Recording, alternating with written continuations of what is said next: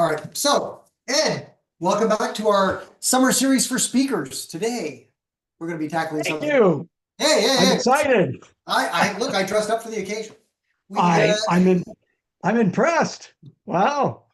my son's graduating high school today, so I'm actually going straight from this meeting to Oh, another. cool. With, well, I will know the difference between professional speakers and the teachers that are talking at the beginning throughout this whole thing. I'm Is sure. that the son that you took to the World Cup game?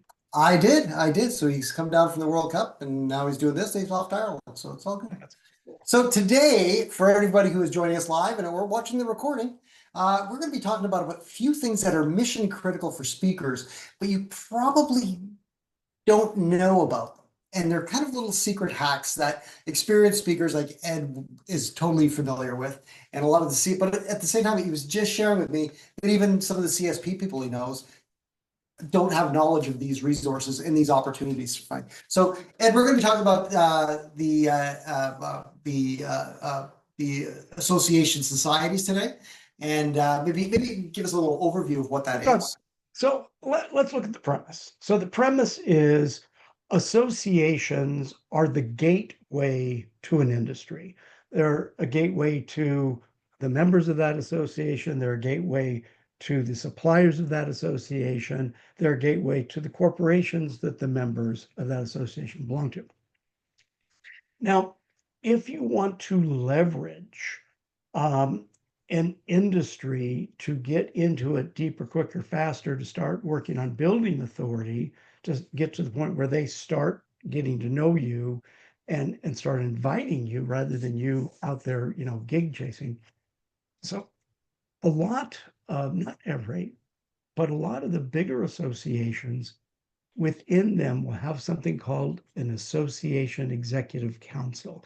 Now, there's various names, but it's effectively Association Executive Council, an AEC.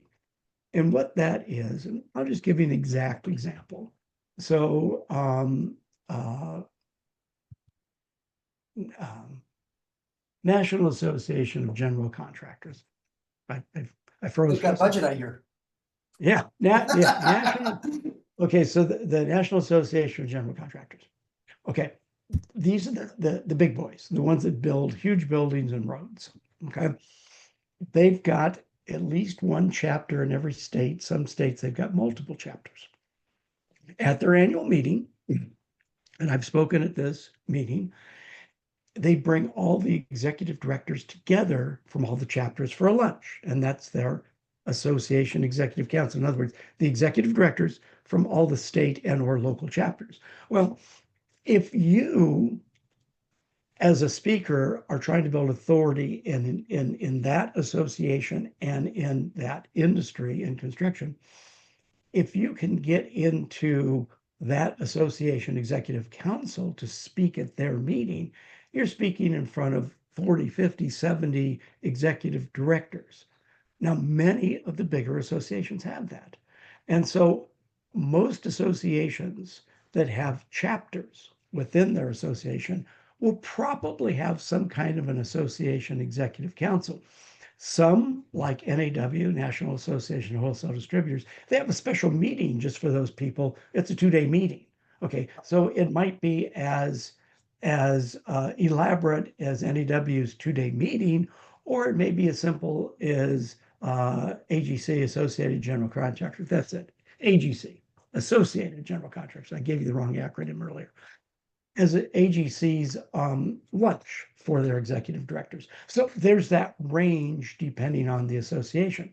Then, okay, so it's pretty obvious how you can start leveraging your authority by speaking at the different state associations, by getting your articles published, by making contributions to the industry that way.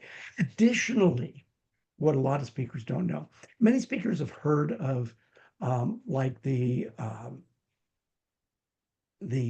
well, you're in Canada, so the Canadian Society of Association Executives. I'm in the United States, the American Society of Association Executives. I'm in California, Associations West. These are societies of association executive directors from all across the board.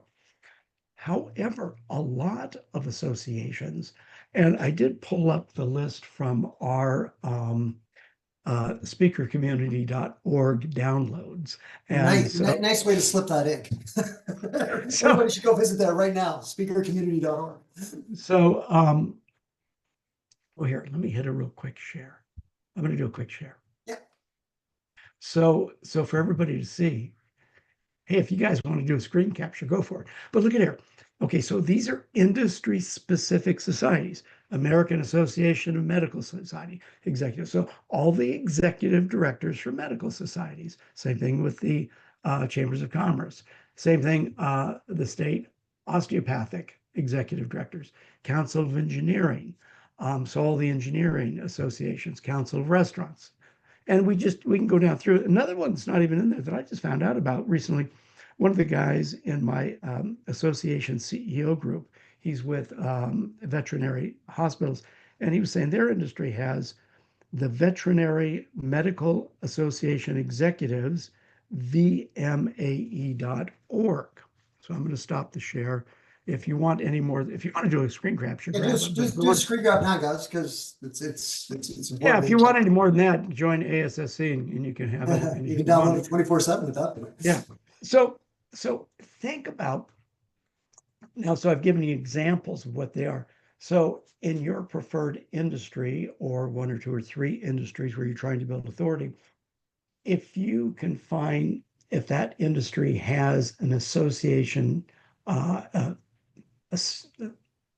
a society of association executives specific to that industry, and you can get in there. Now, all of a sudden, you've got you've got a whole bunch of various executive directors from associations that relate to that industry that you can talk to. And and whether you get paid a lot for that talk or not, that's less important. What's more important is you've got 50, maybe 100 buyers in front of you that can bring you into their state association that can then, publish your articles. And so if you want to quit chasing gigs, so, and we've talked about this, and if Oh, you're yeah. just tired, if you're tired of the grind, if you're tired of every year having to do the same amount of work to maybe, if you're lucky, get the same amount of gigs, the alternative is to quit chasing gigs and start building authority in a limited number of industries. If you want to do that, what we just shared right here Yeah. is the easiest way in the world to start going down I don't want to say a rabbit hole, but a path that opens up the gateway to that industry. Well, I think you've led us to a point now where I need to ask the question. These seem like great opportunities. Is the approach to get in front of these groups, is it different? How is it different than applying for a speaking engagement at just the association level at a conference? It's not a lot different. I was just talking to somebody earlier today, and I'll give you the example. Let me pull this up. I'm going to go back to the screen share. And okay. So somebody today I was talking to somebody else about pharma is an industry they're interested in. So I took them to the National Association of State Pharmacy Associations. Okay. Now, let's just go over here to members. Let's look at state associations. Oh, son of a gun. All the executive directors Oh, of state pharmacy associations are listed right here. So, what the advice I gave this person I was talking to earlier, and I'll give everybody that's watching this, reach out to each state executive director with a customized email. With our unfair advantage tool that you and I created, it says, I understand your industry's problems. My content will help your members A, B, C, D, E, F, G. I'm the right person to deliver that content. Those are the three paragraphs that need to go out. And in that last paragraph, I'm the right person. You would ask, like the first person in this list here, Louise Jones, you'd say, and could you recommend me to speak at one of your future NAPSA meetings. Now, Ah, if you went, just think about this. Okay, that's not threatening because you're not trying to sell her for her group. You're trying to sell her for the umbrella group. Now, if you went to all 40 or 50 on this list and sent a pretty similar email, all of a sudden the board members at the next NAPSA meeting, when they're looking at speakers, they're all going to have heard your name. that's a good They're all point. going to go, and so like, okay, yeah, it's going to take you a day. It shouldn't take longer than a day to do this. And you can do this whatever your preferred industry is. I'm just using the pharmaceutical as the example, but whatever your preferred industry, and not all of these specialty societies are going to make it easy to find the members. Some make it easy, some don't. But whatever your preferred industry is, if you find the the State Society of Association executives, reach out to all of them with a very customized email that you understand their industry, that you have problems to the members' issues, and if they could recommend you to their umbrella group, then more than likely one or two of them or three of them are going to reach out to you and talk to you about, well, I might be interested in you for my association, and so the thing is, again, instead of gig chase, which if you want a gig chase, go for it. Instead of gig chase and just spinning your wheels, going all over the place, go deep, deep, deep. Find the places that allow you to go deep. Find the gateways to those industries. And as we've talked about associations being the gateway, well, these societies of association executives are the gateway to those associations. And if you find an association that has an association executive council, that's the gateway to all the executive directors of all the So, chapters. my questions are pretty simple. So at this point, how do I find those executive councils? How, like, what search would I do on Google to find, would I put in my industry and ask? Well, Uh, it's yeah, I wouldn't use Google, I'd probably use chat. And you want to put a prompt in something like, you know, and it's going to be a little bit longer prompt. Go, you know, many associations that have chapters around the US have meetings or committees or councils or get-togethers where all the executive directors get together either at an annual meeting or a very specific meeting. Some associations call these association executive councils. Some associations call them something else. Can you look in the, let's just say, you're in the trash collecting industry, can you look at all of the associations in the trash collecting industry, and then within each association, look to see if they have any council like this, and do they have a meeting, and can you give me the information? I realize it's a longer prompt. it's a long problem, but I think it could actually work if you do the deep research. So anybody who, if you're, so we're using ChatGPT at this point. Like, this isn't Claude, this is just ChatGPT and not Yeah. Perplexity. So just using that as the example, with ChatGPT, you can do a deep research. If you're paying your $20 a month, you can do a deep research. So with the prompt that Ed just was talked us through, and at some point I'll put a prompt somewhere in the comments underneath the video. That prompt is if you're using chat and you use a deep research, you can go and have a coffee. It's going to take 25 minutes to do all the deep research, but it will find that. And you can even ask it for additional information. Well, I said information's plural, information. So, It's good to use plural, double plural. and what I've done, what I've noticed in the last couple of weeks is ChatGPT is actually very good at actually giving you the name and phone number and emails of people. It's actually, like, for the years that was where it got stuck. So you could even add that to the prompt, so it can give you the contact Yeah, information. doing, That's really I would, I would do the deep research, give it the parameters to first identify the associations. yeah. And then I'd come back with another deep research prompt. Okay, because when you give it to, you've probably noticed too, when you give it too much, it gets a Yeah, little crazy. you get a But lot of, you give it this project and then come back and say, great, now that we have this list of 5, 10 associations, whatever, now go to their websites and dig and find if, find the name of the, it'd be one of two types of people. It'd either be the paid staff person that would be the liaison to the association executive council. You want to get that person's name and their email address and all that. And you also want to get, is there a chair? So the Mhm. chair would be the the the person that volunteers from the group to be like the president of this council.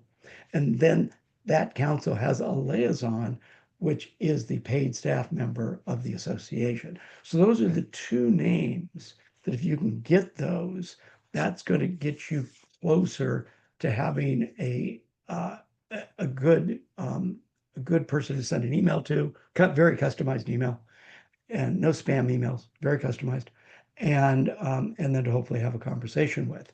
And the other thing too, what shows if you go one step further, okay, so if chat says, okay, the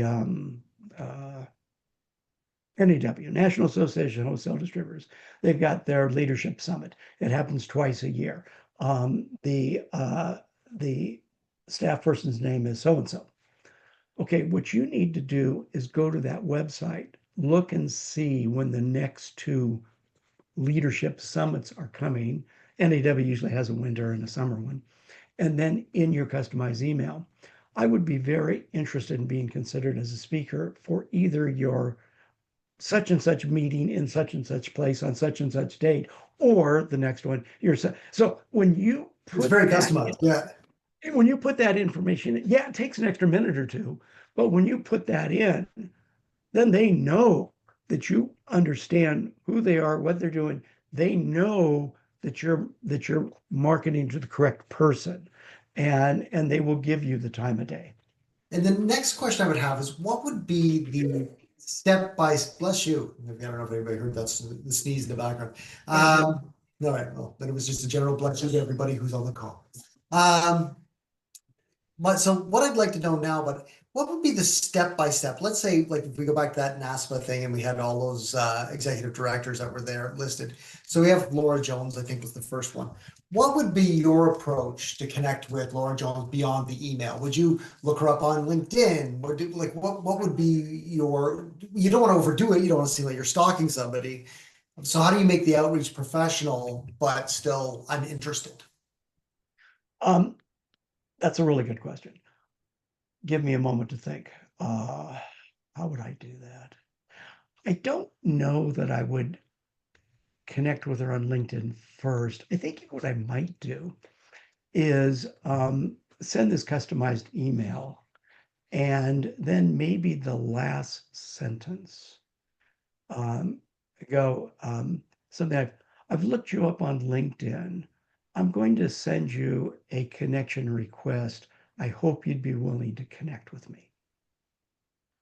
And okay, so you're telling them you're not giving your LinkedIn, you No, think no, I'm saying to her, I hey, intend to send you a, okay. you can do their work for them because they're not going to do it. So Yeah. you say, hey, I understand that, you belong to the national group of association executives in your industry. You go through the 3 points. Here's your problems. I understand your problems. Here's how my content will fix it and why I'm the right person to deliver it. And my request of you is that you recommend me to your umbrella national association, and I'd be very appreciative. And also, I've looked you up on LinkedIn, and I'm going to send you a connection request, and I hope you'd be willing to connect with me. So one of the things that I would be thinking about would be as far as, because you and I have talked about something else, but we always talk about niching down. So for a speaker, let's say I'm my mid-career speaker, I'm doing okay, but I'd like my business to be better. So I niche down, I find three industries, right? Just basically three industries that I'm gonna own those three Yeah, industries. good That's, number. so then you go, so for industry number one, you do that deep research and find all executive councils.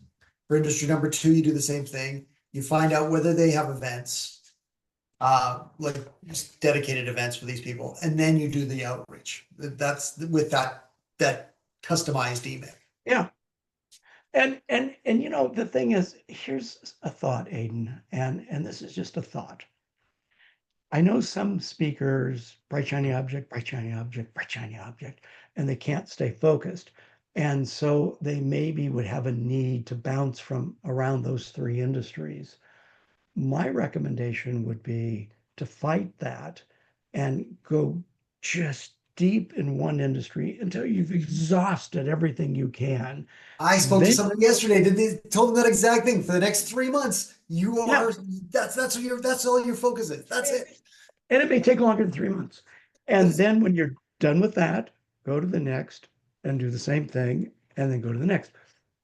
So what you want to do, think about it this way. If I'm bouncing around between three industries, it's harder to build authority as quickly as if I'm focusing on one, because in one industry, as soon as you get an article published in somebody's newsletter, chapter, whatever, then you reach out to all the other ones. Hey, you know, the Colorado chapter just published my newsletter on. I'd like to offer this article to you, article to you. And I've got a couple other articles here. Let me send you to my article bank. And if there's any of these articles you want customized for your industry, you just throw it in the chat and it does it in 5 minutes. Yeah. That that I'd be happy to customize it. And so you keep making these relationship bank deposits in a particular industry, and all of a sudden you're like tentacles. You know, I hate to put it like you're like cancer, but you are, and you're just taking hold, and but it's a good cancer, and you're Not the taking movie. hold, yeah, and there and your name starts showing up. Your name starts showing up, and and over a reasonably quick period of time, it's not going to be 2 weeks, but over a quicker period of time, a year or two, your name's going to start to become a little bit of a household name. And then the cool thing is the people that maybe aren't in leadership this year, maybe next year or the year after, they may get into leadership, may get into conference committee chair, and they've been reading your articles. Well, duh, you're going to be top of mind for them to consider. And it's always better to have an association call me than me calling them, because the negotiation is far different. So my next question, this is kind of gonna end us off because we usually do the 20, 30 minutes. When I'm presenting, let's say I get the gig, I'm in front of the executive council. What is the strategy there? Now, do I just deliver my normal program, or am I treating it like more of a showcase? What is my follow-up with these people? What is the strategy to get these people to know that I'm available for them to hire me as well? Yeah, another excellent question. It's a twofold. So in your presentation, you're speaking to these executive directors, so you have to have content that will help them to run their association better. And you have to continually slide in. If I were talking to your members, this is the advice I would give them. Mm, So I'm telling you so as an subtle. executive director how to do a better job of running your association through, my content. And then if I were talking to your members, here's what I do. And I'd maybe drop in a story or two that, I was working with an organization somewhat related to your industry, and they had this challenge, and here's how we solved it. And so, it's you want it to be very clear you're available to help. But I think that where a lot of speakers get messed up, they get an opportunity to speak to the executive directors and they just do a sales pitch. And And that's what I it's was worried about. Yeah. it's like, no, no. And I'm sure you remember with the Virtual Speakers Hall of Fame, the one or two people that they only did a sales pitch in their 8 minutes. Nobody called them. And the the the ones that gave their content got called. And so I think what you need to do is make sure that you're giving the executive directors help and making the translation for them, because most speakers think that the executive directors will make the translation and Mm, oh, I get how this would help my members, but they won't. They don't. And you have to make that translation for them. Let's face it, we as service providers have to make it as easy as possible for people to researching. choose us. Yeah. And we have to make that translation for them so they completely understand. And if they're confused at all, we're not going to get a call. So that's how I would approach that talk. I think we've covered everything around this topic today. Well, not everything, obviously, we could talk about it for hours. But I think for the LinkedIn Live today, I think this was great. And I think hopefully guys join us every Wednesday at 1:30. Well, our job is very simple. We're going to be doing this LinkedIn Summer Series for speakers. We're talking about industry stuff. It's all about revenue, bottom line, business stuff. We're not talking about anything about how to like write your $1 million speech. This is all practical, nuts and bolts stuff that are really going to help you and push you forward this summer. So join us every Wednesday. And if, in addition to that, I think we should probably say, Ed and I run the ASSC. We're the Association and Society Speakers community. If you are a speaker who would like to speak to more associations as the gateway to corporate gigs, I would say visit speakercommunity.org. Check it out. It's and then book some time on my calendar. I'd love to show you around it. That's it. Very good. And if you're in California, it's at 10:30.